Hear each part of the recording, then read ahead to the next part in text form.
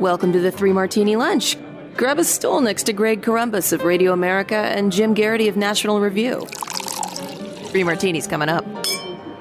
Hey, really glad you're with us today for the Friday edition of the Three Martini Lunch. Congratulations on making it through a very adventurous week, as it was for us as well. And Jim, let's start with some good news. Should be good news for Americans across the board here. And that's a much better than expected January jobs report. The official Dow Jones estimate for job growth in January had been 185,000. And the estimate for the unemployment was 3.8%. To put it mildly, expectations were beaten. Here is Rick Santelli over at CNBC this morning when the numbers came out. 353,000. 353,000. We have to go in the Wayback Machine. That is the biggest non-farm payroll gains since January of 23, when it was 472,000. And if we look at the unemployment rate, it is 3.7. It's remained at 3.7. If we look at the average hourly earnings, a huge jump, up 0.6%. Up 0.6%. It equals March of 22. To find a higher number, you have to go to January of 22. And also, for some context there, the amount of year over year is also popping 4.5%. We were expecting 4.1. So 4.5% is actually exceeding what inflation is over the past year over year, about 3.4%.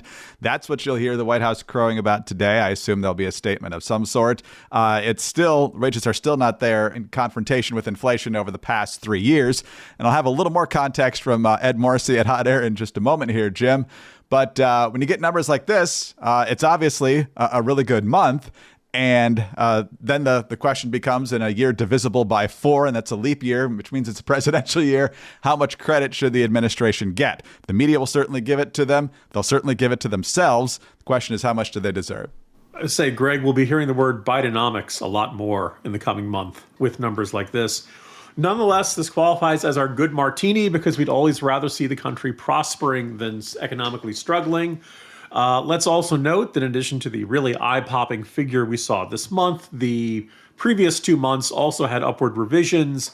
The average monthly job gain in 2023 was 255,000 jobs per month, which is pretty darn good. And, for much of the past year or two, when people have contemplated the presidential race and the 2024 elections, they've said, I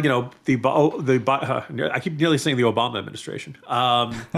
You can infer that as a sign that somebody's pulling the strings behind the scenes. But the Biden administration is going to say, look at the low unemployment rate. It's been low our entire presidency, or as soon as the COVID pandemic cleared. Isn't this swell? And people on the right would say, well, look, people aren't really thinking about unemployment right now. They're thinking about inflation. They're thinking about the high cost of living. And I would point out that it was over in the Washington Post, one of the other places that I write, that there's a piece about how, entitled, why groceries are still so expensive despite cooling inflation. The inflation rate itself has gone down. And the summary is ongoing supply chain disruptions, droughts, avian flu, labor shortage, and more continue to keep grocery prices high. So, things don't seem so bad as long as you don't have to buy groceries, which is the overwhelming majority of America. I suppose there are some people who eat out every single meal, but I think most people buy groceries, and they're going to feel that. Now, that having been said, I think this is a giant cautionary note for Republicans and, let's face it, in all likelihood, the Trump campaign.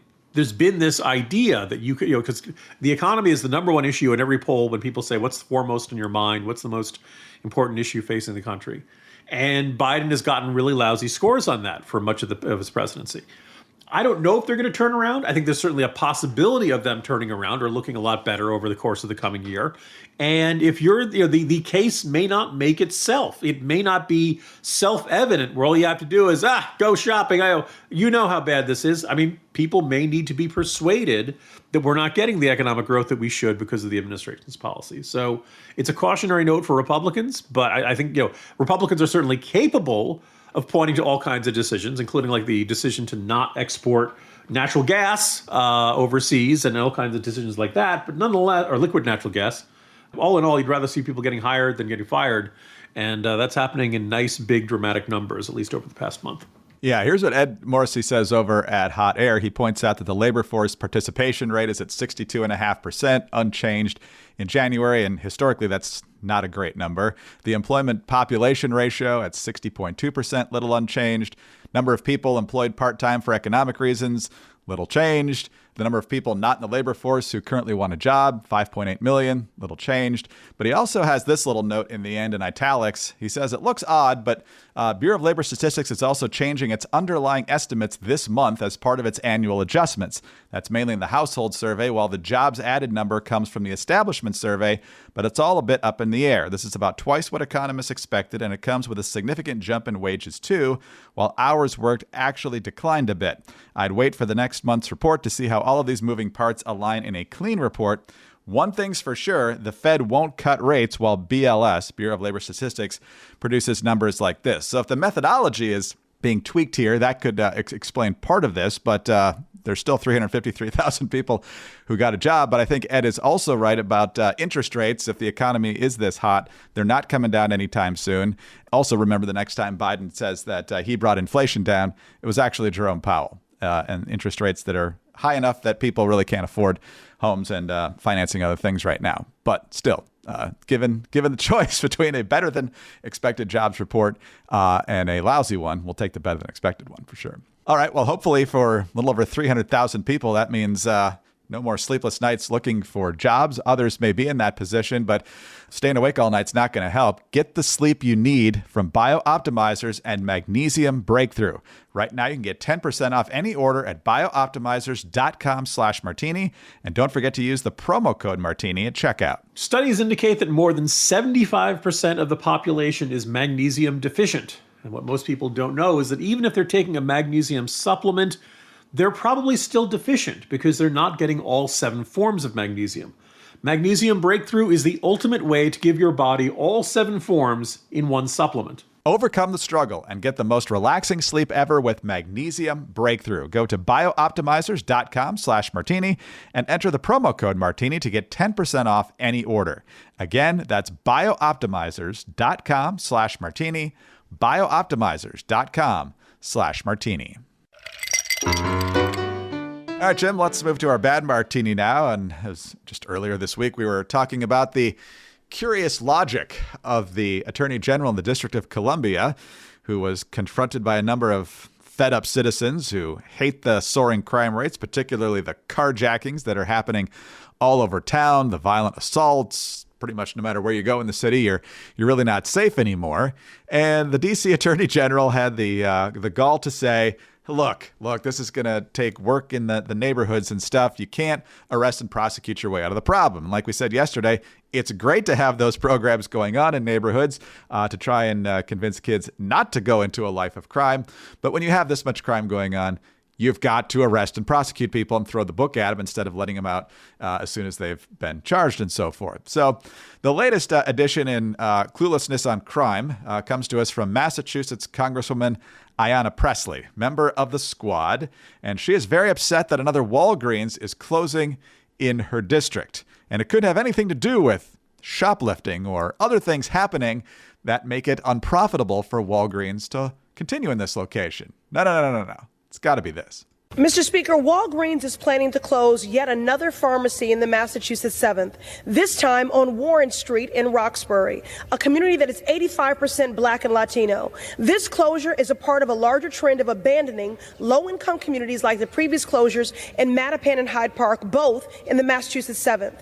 When a Walgreens leaves a neighborhood, they disrupt the entire community, and they take with them baby formula, diapers, asthma inhalers, life-saving medications, and of course, jobs. These closures are not arbitrary and they are not innocent. They are life-threatening acts of racial and economic discrimination. Jim, I'm pretty sure Walgreens wouldn't have gone into the neighborhood if they were a bunch of racists, and they're probably getting out because they can't turn a profit. So this district, this entire, congressional districts are all kind of different sizes, but I imagine that one's decent size, decent stretch. Do they have any CVS's?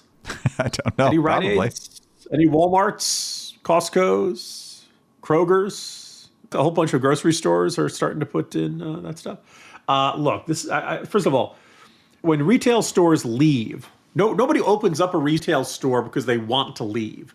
They open up the retail store because they want to sell stuff. And it means one of two things. Either they're not selling stuff, or shoplifting and crime and other issues have made selling stuff impossible or not possible at a level to sustain everything you need to keep that store running, to pay your employees, to pay the rent, to pay electricity, heating, to pay your suppliers. This is basic economics. And I think it says something about, we've got a member of Congress talking about the shutdown of a store as if it's like burning a cross in somebody's lawn or something like that. Like it's done purely out of racial animosity, and that there couldn't possibly be any other factors like, hey, is this store selling enough stuff to make it worthwhile? And this kind of just feels like this attitude at work in all kinds of cities and communities across the country, but most notably in big cities, and most notably from progressive Democrats, where every time something bad happens in these communities, it's all the fault of everybody else except the policies they're enacting. Couldn't possibly be that. I don't know. Couldn't possibly be we don't prosecute shoplifting anymore. Couldn't possibly be that we've now decided, you got to commit, steal like $900 before it actually counts for anything. No, that can't be anything. It's an utterly infuriating state of affairs. And it's really been a banner week for idiot members of Congress, Greg. No, it certainly has been. And I love like the complete paradox in her comments. Like, we have to have Walgreens in the neighborhood. They're the glue that holds this community together. They have the vital stuff. Bunch of racists. Apparently, when they're leaving, it's not real happy. But the solution here and the reason for the problems, not rocket science. We've been looking at this for a number of years now, but some people simply don't want to acknowledge reality. And Ayanna Pressley, unsurprisingly, is one of those people who has no interest in paying much attention to reality. All right, let's talk about 4Patriots, fantastic sponsor, and make sure you go to 4patriots.com/martini. That's where you're going to find fantastic deals on products ranging from generators to survival food kits. But right now, don't forget about a couple of other things. Great deal on plant-based protein survival food kits, 50% off right now. Also, the Sauna Wrap therapeutic blanket, regularly $499, now just $99.20. Also, some last chance items, Patriot Pure products, specifically the UV phone sanitizer, UV wand, sanitation solution machine, and the disinfecting power bank. And speaking of power, make sure you get that Patriot Power Generator 2000X. Keeps all your vital appliances running when the power goes out, fridge, freezer, medical devices, and more. Fume-free, silent, and safe, works with a solar panel, never needs gas, 100% satisfaction guaranteed. Visit 4patriots.com/martini to see this week's discounts and deals before they're gone, and get free shipping on orders over $97. Save more and get peace of mind now by going to the number 4patriots.com/martini. That's 4patriots.com/martini. All right, Jim, we talked a little bit earlier about perhaps the economy not being as much of an asset for Republicans this year, although it really depends on what the consumers feel, because when you look at economic polls involving Joe Biden in the last few weeks, not much has budged there, but we'll see what happens over the next several months. But when it comes to other tactics for executing a successful election, Republicans have another big problem. And it is the financial situation, which could easily be interpreted as a leadership situation at the Republican National Committee. So Tyler Bowyer, or Bowyer maybe, is a RNC National Committeeman, and he is raising the red flag here on the fact that the RNC in 2023 had its worst fundraising year since 1993. And this isn't adjusted for inflation. This is real dollars. So this is actually a much worse year than in 1993. A little over $87 million raised. And for the first time since 2015, the RNC is in the red with a little more than $1.8 million in debt. Now, there's still a far cry from the Michael Steele era when he was nearly $30 million in debt because they were spending money on a whole bunch of stupid stuff. But we've got some more information on just exactly where the RNC is spending its money, and particularly compared to the DNC. Hats off to Red State for flagging this on looking at total spending between the RNC and DNC between October 20th, 2022 and November 30th, 2023.